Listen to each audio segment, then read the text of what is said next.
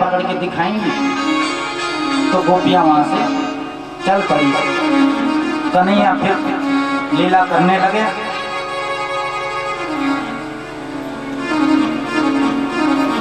और इन गोपियों में जो एक गोपी थी ना, ये गोपी दिल्ली की थी। दिल्ली की गोपी, इसका ब्याह हुआ था वृंदावन में, गोकुल में। तो दिल्ली के तो बड़े तेज होते हैं। तो एक दिन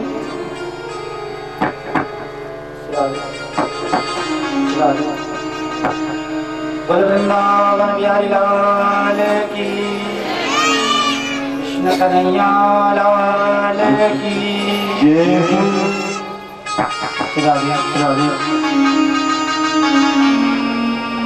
तो जो है ये गोपी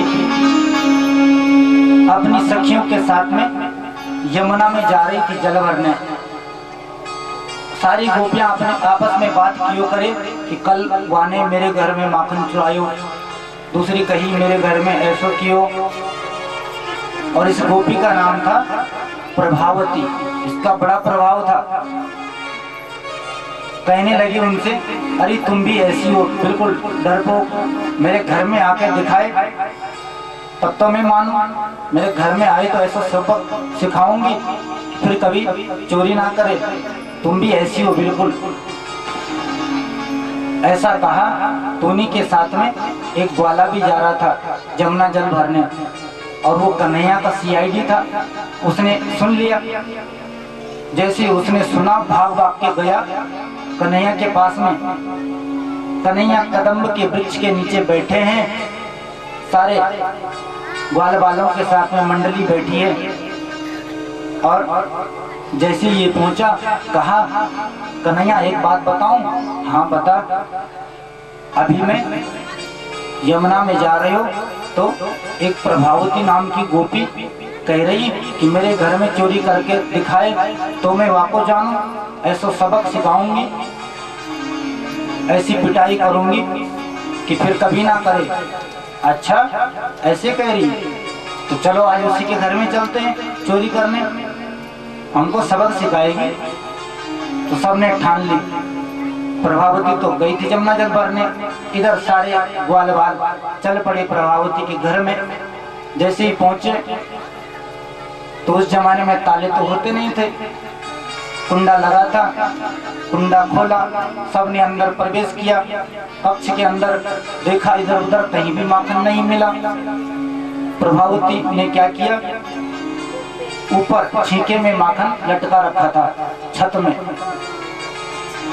छींके में, जैसे हम ढेंपरा बोलते हैं, ढेंपरा छींका माखन छो लटकियों मटको। अब यूं बार बार सब छोटा छोटा सोची कने निकाल माखन। तो इन्होंने क्या किया, अध्यक्ष जी ने, कन्हैया ने, जो बड़े बड़े ग्वाल थे 20-20 साल के, 5 ग्वाले नीचे लगा दिए। और उसके ऊपर 4 ग्वाले 15-15 साल के, फिर उसके ऊपर 3 ग्वाल 10-10 साल के, फिर उसके ऊपर 2 5-5 साल के, और सबसे ऊपर श्रीमान जी अध्यक्ष साहब चढ़ गए मंडली में और माखन निकालने लगे ऊपर से। अपने आप भी खाते हैं, नीचे भी पास करते जाते हैं। माखन खायो, खूब खाए, छक लियो, मटको भी उतार लियो, ऊपर से नीचे उतारो, खूब माखन छक करके खाया। बार बार बोले, लाला अब तो हमारा पेट भर गयो। अरे खाओ ना, और खाओ, भी तो बहुत बचा है इसमें, आधा मटका भरा पड़ा है। बोले लाला अब तो बिल्कुल इच्छा ना करे। तो कन्हैया ने कही, ऐसा करो, देखो ये प्रभावती बड़ी आलसी है, कमरे में पोछा भी ना लगायो, तो ऐसा करो या के कमरे में पोछा लगा दो। इतनी आलसी है, कभी सफाई ना करे घर की। अरे हमने इसका माखन खाया है, कुछ तो काम करें या को, ऐसी नमकरामी नहीं करनी चाहिए, चलो इसका कुछ काम कर दें। तो सब ने वो माखन जो बचा था निकाला, पूरे कमरे में, बरामदा था सीमेंट का कमरा, पूरा मल दिया चारों तरफ द्वार तक, और मटका बाहर निकाल के फेंक दिया। पूरे कमरे में माखन लीप दिया और जो है कुंडी मार करके घर के पीछे से खिड़की में चले गए। सोचने लगे, आपस में बात करने लगे, कन्हैया अब तो बड़ा मजा आएगा, प्रभावती आएगी तो पीछे जा करके सब खड़े हो गए। प्रभावती जमुना जल भर करके आई, गजगामिनी की तरह इसकी चाल, हाथी की तरह बड़ी लंबी चौड़ी हड्डी कट्टी, तो गजगामिनी की तरह हाथी की जैसे चाल इसकी चली आ रही है। आते आते जैसे ही दरवाजे पर पहुंची, सिर पे तो मटका है, मटका रखा है, नीचे तो देख नहीं सकती। एक हाथ से कुंडी खोली, जैसे ही नीचे से झुक के अंदर एक पैर रखा और एक पैर रखकर जैसे ही दूसरा पैर बरामदे में रखा तो ऐसी सर से फिसली कि सीधे दीवार पे जाकर के टिकी, दीवार पे जाकर के रुक गई। ऐसी रफ्तार में गई कि जैसे शताब्दी एक्सप्रेस जा रही हो, सर से। वो तो दीवार थी, नहीं तो अपने मायके ही पहुंच जाती है। तो दीवार पर जाकर के टकरा के रुक गई और सिर में जो पानी का मटका था वो गिरा, फूट गया, पानी फैल गया पूरे कमरे में। और माखन तो वैसे ही कितना चिकना होता है, उसमें पानी मिल जाए तो फिर कहना ही क्या। अब तो इसकी नस नस ढीली हो गई। सोचने लगी ये क्या हो गया, ऊपर छेके में नजर डाली तो मटका गायब। ओहो, लगता है आज वाने मेरे घर में डकैती डाल दी। उठ करके खड़ी हुई, बाहर आने को ही फिर फिसली, सर से दूसरी दीवार पर जाकर के टकराई, फिर उठी, फिर फिसली, फिर उठी, फिर फिसली। अंत में जब ये खड़ी ना हो पाई तो बेचारी बैठ बैठ करके कमरे से बाहर आई और ग्वाल वाल पीछे से खूब हंस रहे हैं, मस्ती कर रहे हैं। हमको सबक सिखाएगी ये प्रभावती, खूब आनंद ले रहे हैं आपस में। कहा लाला तो आज तो बड़ो आनंद आयो। प्रभावती ने कहा आज तो इस कन्या की पिटाई करके रहूंगी। गई तुरंत नंद भवन में, यशोदा मैया से शिकायत कर रहे हैं, ओ यशोदा मैया बाहर निकल। मैया आई, क्या बात है गोपी, कोई क्या परेशानी है? बोले आज तेरे लाला ने मेरे घर में माखन चुरायो, तुम वो जाने ना मेरा नाम प्रभावती है, तेरे लाला को ऐसे थप्पड़ मारूंगी 2-4 कि सब चोरी करना भूल जाएगा।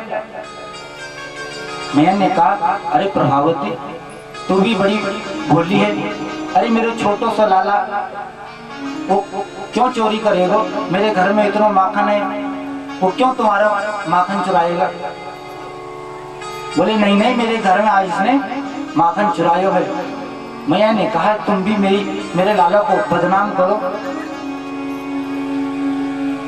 मैं ऐसे नहीं मानूंगी, बिल्कुल रंगे हाथ पकड़ के दिखा तब मुझे लगेगा कि मेरा लाला चोरी करे, निकल जाए यहाँ से, मेरे लाला को फालतू में बदनाम करे। प्रभावती ने कह दिया कि एक दिन तेरे लाला को पकड़ के ना दिखा दिया तो मेरा नाम भी प्रभावती नहीं। ये चली गई बेचारी। दूसरा दिन हुआ तो ग्वाल वाल आपस में सोचने लगे आज कहाँ चला जाए। और इस मंडली में इस प्रभावती का देवर भी शामिल था।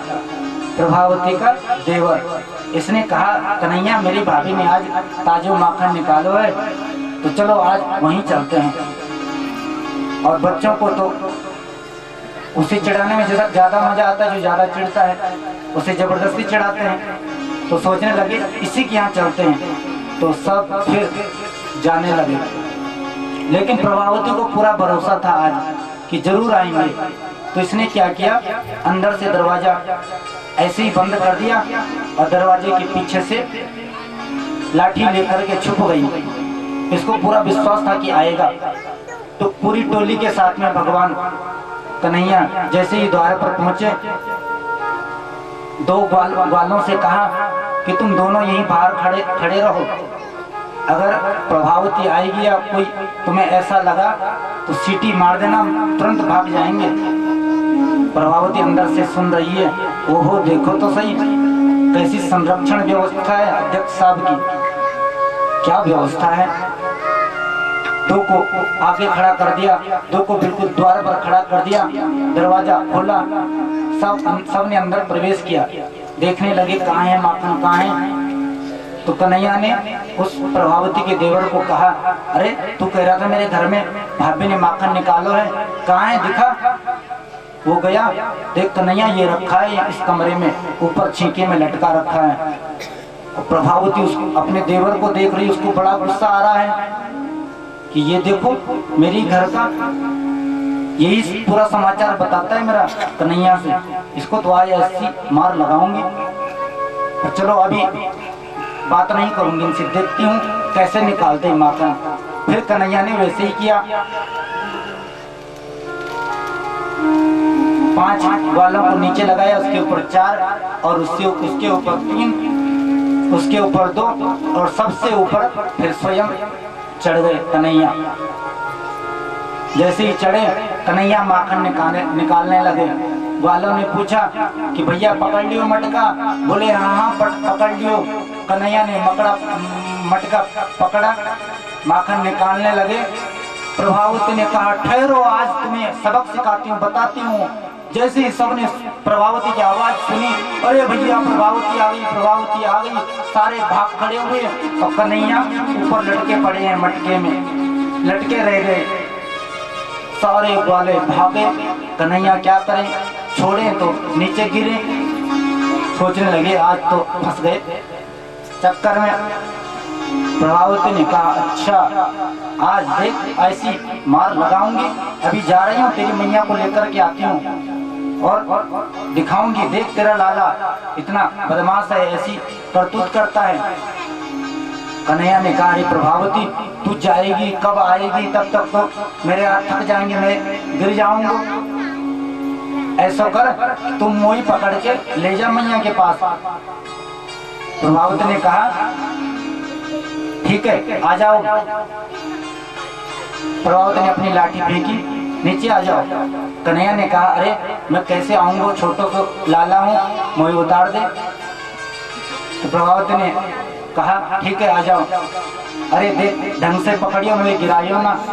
अच्छा गिराइयो ना, कल तो मैं ऐसी गिरी कि पूरी रात सो नहीं पाई, इतना दर्द मेरे शरीर में हुआ।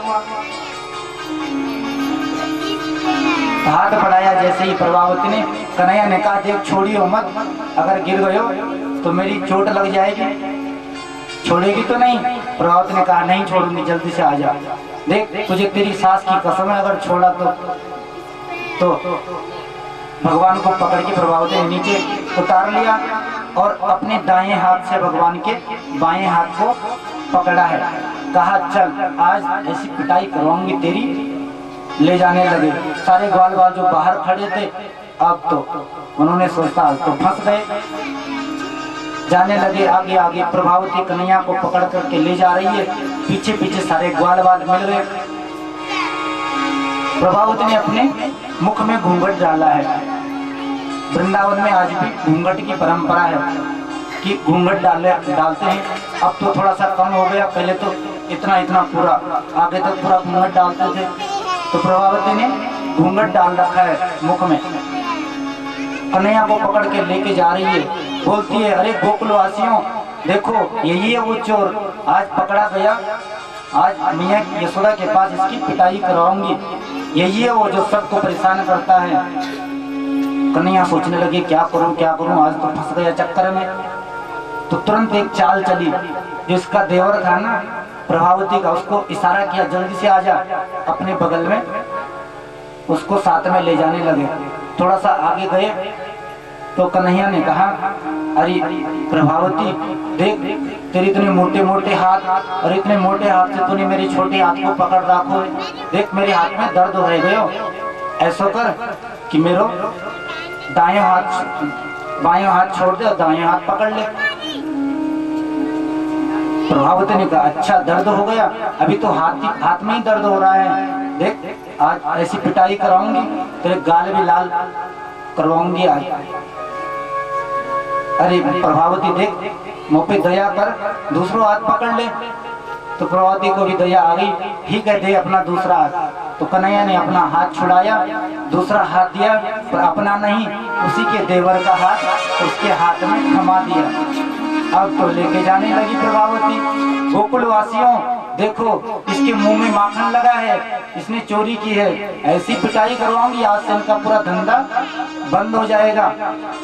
अब तो सारे ग्वाल बाल वाह कन्हैया क्या चाल चली तूने, सारे झूमने लगे मस्ती में, अब आनंद आएगा, अब मजा आएगा।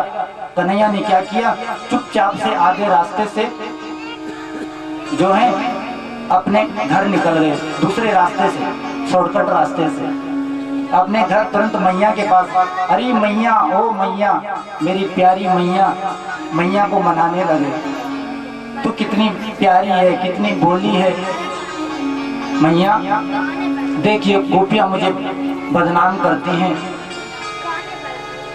प्रत्येक दिन कहती हैं कि हमारे घर में चोरी क्यों करे, चोरी क्यों करे। तुझे पता है ये गोपियां तेरे से जलती हैं, ईर्ष्या करती हैं तेरे से। मैया ने कहा मेरे से ईर्ष्या क्यों करेंगी, मेरे से क्यों जलेंगी। कन्हैया ने कहा पता क्यों, क्योंकि तेरे जैसा लाला किसी को नहीं है, तेरे जैसा कन्हैया किसी का नहीं है, इसलिए जलते हैं। मैया ने कहा चुप, अपने मुंह से बड़ाई करता है। तो कन्हैया चुप हो गए।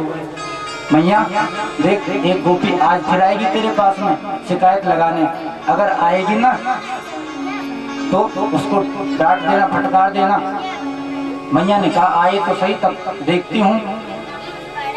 तो जो है कन्हैया समझ गए अब पूरा मोर्चा जम गया, पूरी व्यवस्था कर दी। अब कभी कभी जब कन्हैया ऐसे कुछ काम कर देते हैं, ग्वाल बाल कहते हैं कन्हैया ऐसा मत कर, तो फिर कन्हैया कहते हैं अरे चिंता मत करो, माँ अपने फेवर में है, कुछ नहीं कहेगी। तो पूरा मोर्चा जब ऐसे भगवान ने जमा दिया, प्रभावती लेकर के आ गई, पीछे पीछे ग्वाल बाल आए, आवाज लगाई अरे ओ मैया बाहर निकल। तू कह रही थी ना कि रंगे हाथ पकड़ के दिखा, प्रमाण दिखा, आज तेरे लाला को पकड़ के लेके आई हूँ। आवाज लगाई, कन्हैया और मैया बाहर गए। देख तेरो लाला। यशोदा मैया ने देखा इस प्रभावती को क्या हो गया, ये पागल तो नहीं हो गई। अरे प्रभावती तू क्यों मजाक करे, अरे देख इसने चोरी करी है, पकड़ के लाई हूँ। मैया ने कन्हैया से कहा ये पागल हो गई। कन्हैया ने भी कहा हाँ मैया देख तो सही, कितनी मुझे बदनाम करती है। मैया भी हंसने लगी देख करके। प्रभावती ने कहा मैया आपको हंसी आ रही है, आपके लाला ने चोरी करी है।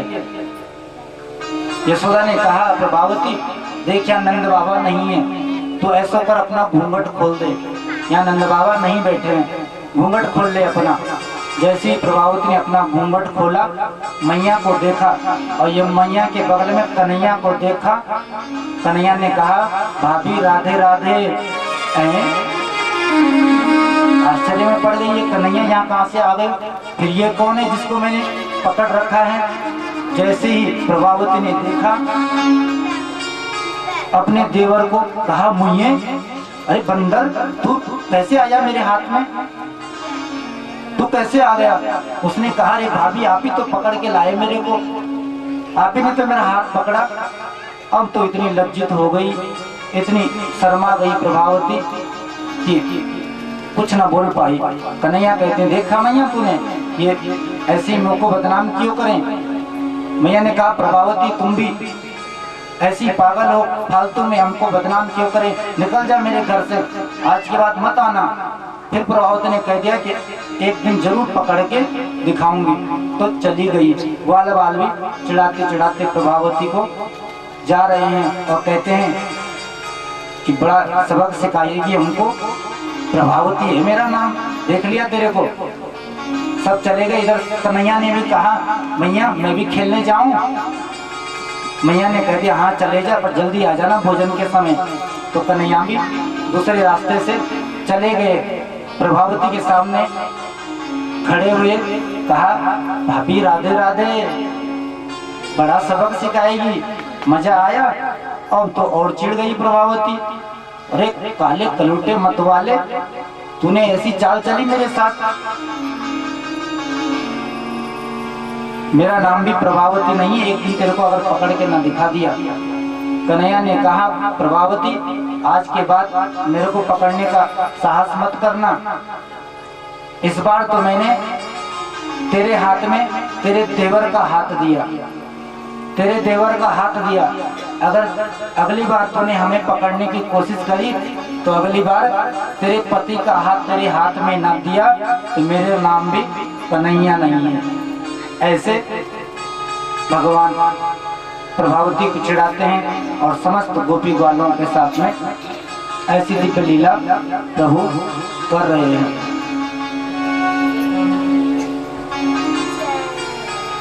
लेकिन गोपियां वास्तव में अगर देखा जाए तो शिकायत तो इनका बहाना था, शिकायत करने का तो बहाना था। ये भगवान का दर्शन करने आया करती थी, बुलाना तो इनका बहाना। देखे बिन काना जब मन नहीं माना, इन आँखों से आज हमने ब्रह्म पहचाना है।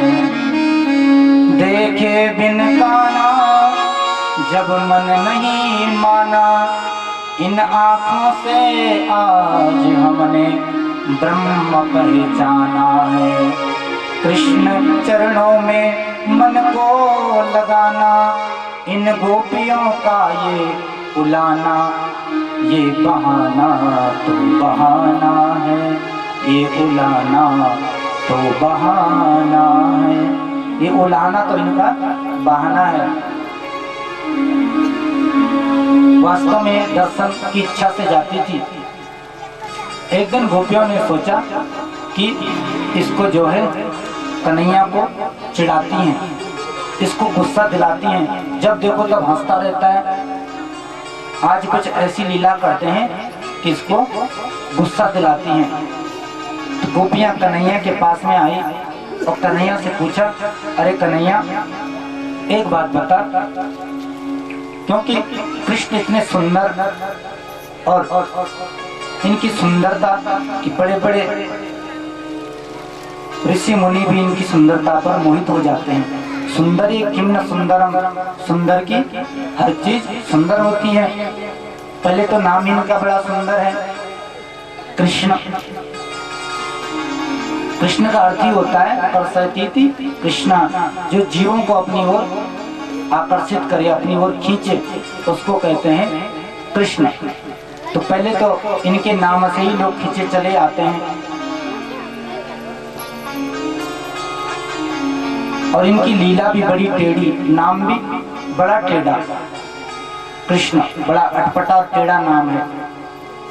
और जो का दांत नहीं वनन से तो बोलेंदो नहीं, कृष्ण किशन किशन बोलना, राम तो हर कोई बोल दो राम, पर कृष्ण बोलना हर कोई की जीव लटकी जान। जय का दांत नहीं वन का वही केवल हवा निकल जानी और किशन किशन बोले। तो जो है पहले तो नौवीं भगवान कृष्ण को बड़ू टेढ़ू कृष्ण, जब कृष्ण लिख दो ना तो का पूरु तिरछू, और फिर वे कहने से री बिल्कुल पूरी टेढ़ी, फिर बीच में पेट फटो सा पूर टेढ़ू, और फिर ऐसे नौ तो पूर्वी टेढ़ू, तो पूरु टेढ़ू नौ, तो नौ ही बड़ो टेढ़ू। नाम भी टेढ़ा, काम भी इनका टेढ़ा, लीलाएं भी टेढ़ी, जल्दी से किसको समझ नहीं आती। और सुंदरता का तो कहना ही क्या, इतने सुंदर, कितने सुंदर कि एक कवि ने कहा कन्हैया कि तुम लड़के हो, लाला हो, और यदि तुम लाली होते तो न जाने पता नहीं क्या हो जाता। तुम लाला हो तब दुनिया इतनी तुम्हारे पीछे दीवानी है, और कहीं तुम कन्या होते, लाली होते तो न जाने क्या हो जाता। तो कवि ने कहा कि यदि नंद लला तुम होते लली, यदि नंद लला तुम होते लली तो गले कट जाते करोड़न के, गले कट जाते करोड़न के। न जाने क्या हो जाता अगर तुम लाली होते। जब लाला होकर के इतने सुंदर, इतनी सुंदरता भगवान की। ऐ कन्हैया, ऐ कन्हैया जिधर भी देखो तेरे हुस्न के दीदार बैठे हैं। ऐ कन्हैया जिधर भी देखो तेरे हुस्न के दीदार बैठे हैं। हजारों मर गए फिर भी लाखों तैयार बैठे हैं, फिर भी लाखों तैयार बैठे हैं। तो इतने सुंदर भगवान, सारी गोपियां इनकी सुंदरता पर मुग्ध हो जाती हैं। तो भगवान को चिढ़ाने लगी, भगवान से पूछती हैं, कन्हैया एक बात बता, तुम इतने काले क्यों हो? तुम्हारे बाबा नंद इतने गोरे, तुम्हारी मैया यशोदा इतनी गोरी, भैया बलराम गोरे, तुम्हारे खानदान में सभी गोरे हैं, फिर तुम इतने काले कहाँ से गए? कहीं काऊ और के तो ना हो? कन्हैया बोले, सोचने लगे ये गोपियां क्या कहती है मुझे। गोपी ने कहा, कन्हैया आज तुम्हें बताना पड़ेगा तुम इतने काले क्यों हो। तो पूछती हैं गोपियां कन्हैया से कि तुम्हारा इतना काला रंग कैसे हो गया, बताओ ना। तो कहा गोपियों ने, जरा इतना बता दे कान्हा, तेरा रंग काला क्यों, जरा इतना बता दे कान्हा, तेरा रंग काला क्यों, जरा इतना बता दे कान्हा, तेरा रंग काला क्यों, जरा इतना बता दे कान्हा, तेरा रंग काला क्यों, तू काला।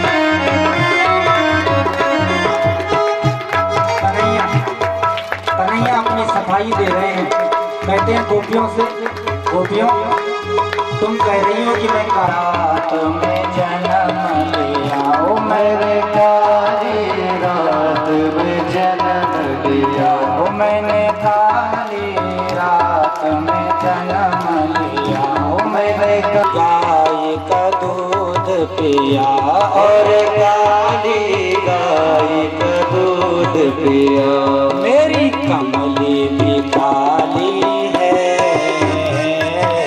इसलिए काला हूँ, मेरी कमली भी काली है, इसलिए काला हूँ, जरा इतना बता दे कान्हा, तेरा रंग काला क्यों, जरा इतना बता दे कान्हा, तेरा रंग काला क्यों।